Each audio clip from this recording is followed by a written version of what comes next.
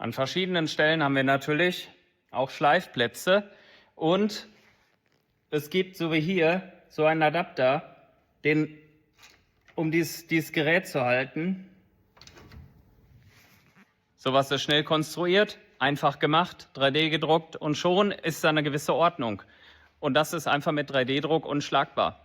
Schneller geht's nicht, einfacher, teilweise auch günstiger nicht. Da lohnt es sich nicht, erst nach irgendwas Teurem zu suchen und zu kaufen. Und wenn man dann irgendwann für 5 € ein Standardteil irgendwo her hat, wenn man überhaupt eins findet, 10 Minuten konstruieren, eben drucken, fertig. Also wer will es unkomplizierter und noch schneller? Ich weiß es nicht. Also 3D-Druck im Betriebsbereich, definitiv.